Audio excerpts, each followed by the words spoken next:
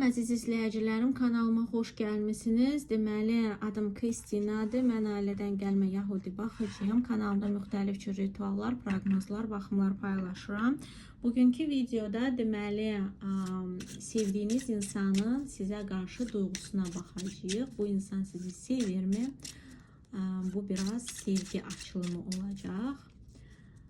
Nadirən paylaşdığım sevgi açılımlarından biri olacaq. Əgər sizə belə mövzular maraqlıdırsa, şərh bölməsində yazmağı unutmursunuz. Hansı mövzular istəyirsinizsə, şəxsi həyatla bağlı o mövzuları da qeyd edə bilərsiniz ki, mən bilim ki, sizə belə mövzular maraqlıdır. Deməli, 3 variant olacaq. 3 variantdan birini seçəcəksiniz. Deməli, şəxsi baxım istəsəniz Instagram üzərindən müraciət edirsiniz. Çünki bu ümumi baxımdır. Yəni, bunu nəzərinizdən çıxartmayın.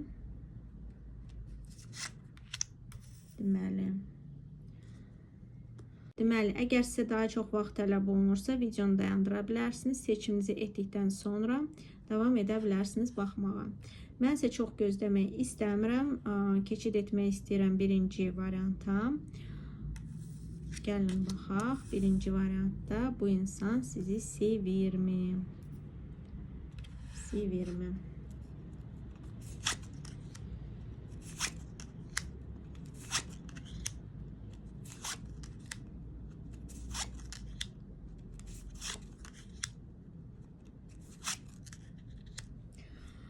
Deməli, bu insanda daha çox sevgi deyil də, burada daha çox, misal üçün, belə bir şey olur insanlarda. İlgi, əlaqə istəyən insandır da, yəni sevgi duyğusu deyil də, daha çox mənimdir deyən, yəni insanlar var, misal üçün ilişkidə olurlar, amma onlar duyğusal deyil də, o insana əşya kimi yanaşır. Yəni bu mənimdir, mənimlə də olmalıdır. Yəni burada daha çox belə bir şey var bu insanda. Həmçinin hal-hazırda deməli sizə qarşı qısqanclıq hissi var, qıcıqlanma, hirslənmə duyğusu var. Ya siz onun istədiyi kimi davranmırsınız, ya da ki elə şeylər deyirsiniz ki, bu insanı narahat eləyir, çilədən çıxardır. Həmçində qeyd etmək istəyirəm ki, deməli, burada sizi biraz məsuliyyətsiz insan kimi görə bilər. Yəni, hətta özünüzü ciddi göstərməyə çalışsanız belə, əslində özünüz belə çox həm ciddi olmayan insansınız, həm də ki, necə deyirlər, saf insansınız. Yəni sizi saf insan kimi görə bilər. Görə bilər ki, bu özünü belə ağır aparmağına baxmayaraq, ya da özünü misal üçün hər şeydən başı çıxan kimi göstərməyinə baxmayaraq, əslində çox saf, təmiz və biraz da necə deyirlər, bugünlə yaşayan insandır, hansı ki sabaha fikirləşmir çox, yəni bugünlə yaşayır və dediyim kimi ciddi deyil. Yəni həyata qarşı sizi biraz ciddi olmayan insan kimi görür. Həmçinin burada sizin barənizdə çoxlu danışıq da apara bilər. Yəni həm bu deməli danışıq, deməli sizin internet üzərindən olan danışıq da ola bilər. Yəni kommunikasiya, danışıq və sizi oradan informasiya sizin barənizdə toplaya bilər. Həmçində burada belə bir şey ola bilər ki, bu insan deməli sizin barənizdə danışığı aparır və o danışığı apararkən də o insanların sizin barənizdə düşüncəsini yığmağa çalışır. Yəni deyək ki, sizin obrazınızı tamamlamağa çalışır. Yəni bu obrazı ki ona vermisiniz, onu tamamlamağa çalışır. Özündə alınmır, ya informasiyanı real toplayır, ya da ki dolayısı yolla toplayıb tamamlamağa çalışır.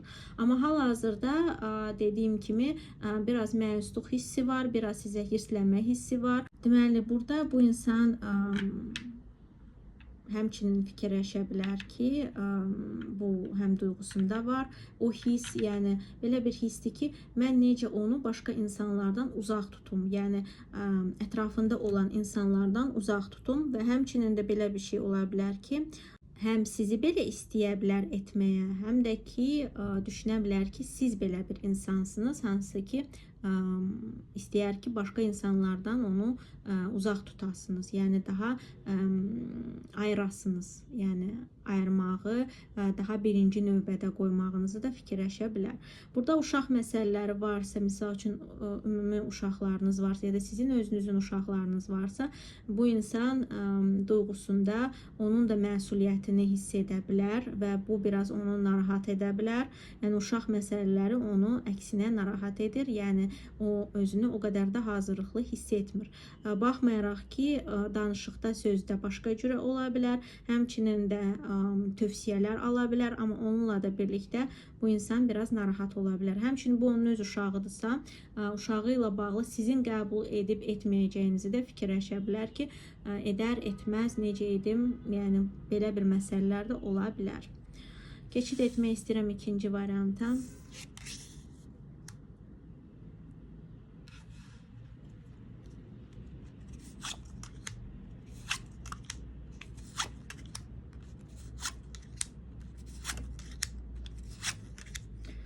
Deməli, ikinci variantı seçən insanlarda burada tamamilə sevgi var. Yəni burada sevgi dediyimizin ən uç nöqtəsidir. Yəni sevginin ən güclü formasıdır bu ikinci variantda.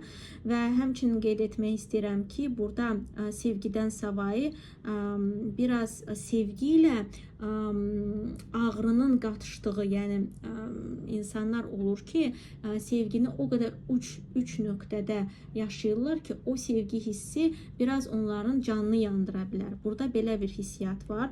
Hər hansı bir ilişkidə problem yaşanmışdırsa, o insan bundan əzab çəkir. Yəni bu əzab çox güclüdür. Yəni o sevgi hissinin verdiyi bir ağırlıq və narahat, belə necə deyərlər, biz əzab çəkəndə belə bir hissiyat olur. Yəni burada çox güclü duyğulardır, çox belə qatışıq duyğulardır. Yəni burada sevgi ilə qəlb qırıqlığının və ağrının qatışdığı belə bir mix bir hisslərdir. Həmçinin burada misal üçün ilişkidə heç bir problem yaşanmamışdısa, bu insanın ya keçmişdən gələn hər hansı bir travması ola bilər, hansı ki bu indi yaşanılan duyğuya maneçi törədir. Yəni bu elə bir hissdir ki, sevirəm, amma keçmişdən gələn qəlb qırıqlığı, keçmişdən gələn hansısa xəyanət ya da o hissiyat ki, mənə xəyanət edə bilərlər, bu onu narahat edə bilər. Yəni indiki ilişkisinə ya da indiki duyğularına çox böyük bir effekt göstərə bilər, təsir göstərə bilər. Həmçinin də qeyd etmək istəyirəm ki, deməli burada bitmiş ilişki bitibsə ya da ilişki yoxdursa, bu insan onun verdiyi çox böyük bir darıxma hissiyatı var hal-hazırda, çox böyük bir sevgi və əzab hissi var. Burada insan sizi çox sevir, əgər birlikdə deyilsinizsə çox darıxır və sizi ikinci yarısı, ikinci tayı kimi görür və hər hansı bir ilişkidə problem ona çox böyük bir narahatçılıq verir. Yəni bu əzab hissinə çatan bir narahatçılıqdır. Keçid etmək istəyirəm deməli üçüncü varianta.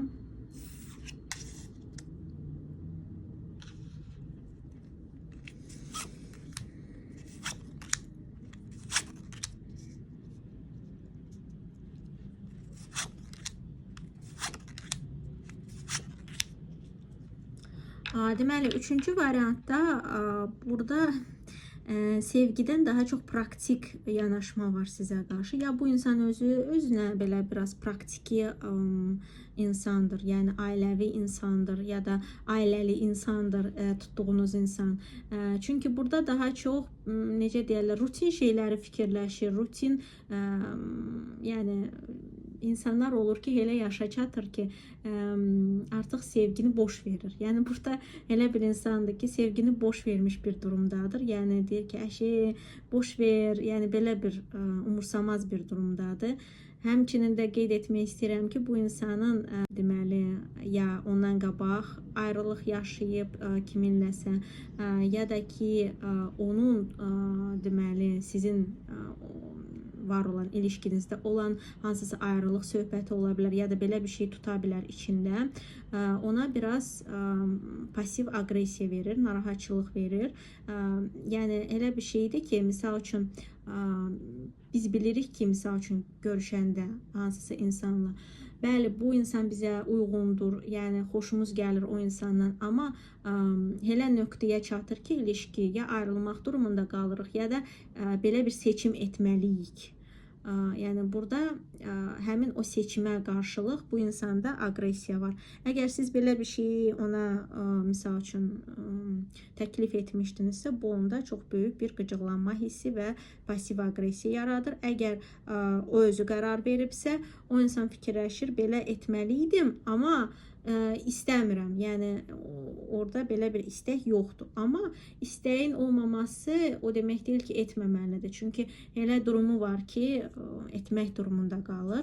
Həmçinin də ilişkidə heç bir problem yoxdursa, bu insanın keçmişdə yaşadığı bir ayrılıq ola bilər. Hansı ki, indi onun duyğusal baxımından onu kör eləyib. Yəni duyğusal baxımından olur da keçmişdə yaşayırıq elə bir duyğu ki, sonra ayrılığa gətirib çıxardır, deyirsən, əşi boşmuş, heç sevgi adlı şey yoxmuş. Yəni burada belə bir duyğusu var ki, artıq keçmişdə yaşadığım şey indi yəni sevgi yox, boşdur hamısı, indi də boş ver, yəni belə bir şey ola bilər. Həmçinin bu insanın distansiyada ilişki qurma istəyi çox ola bilər. Misal üçün, ya bu insan özü gedir harasa tez-tez yəni gedib gəlir harasa xaricə ya da başqa şəhərlərə.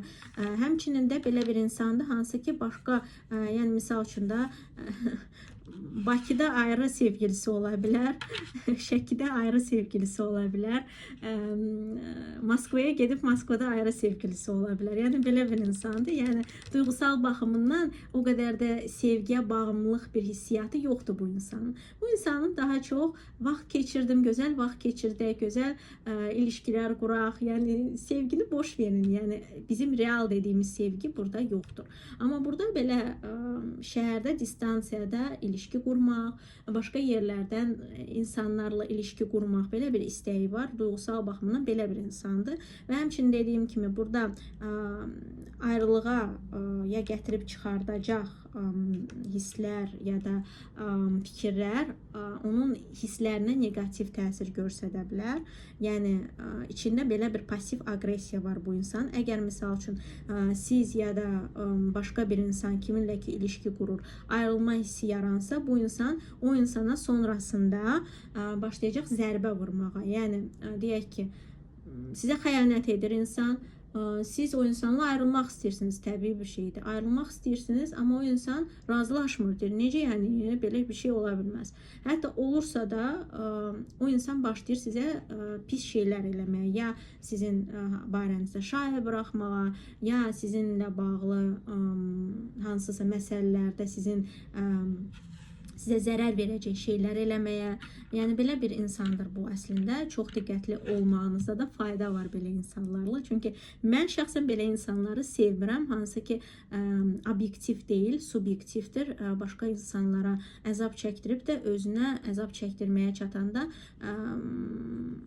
necə mənə belə eləyə bilərsən? Yəni mümkün deyil. Yəni həmçində çox tez fikrinin dağınacağı bir insandır. Misal üçün onun fokusunu tutmaq bir yerdə, yəni öz üzərinizdə tutmaq biraz problemli olacaq. Çünki bu insan fokusu tez dağılan insandır.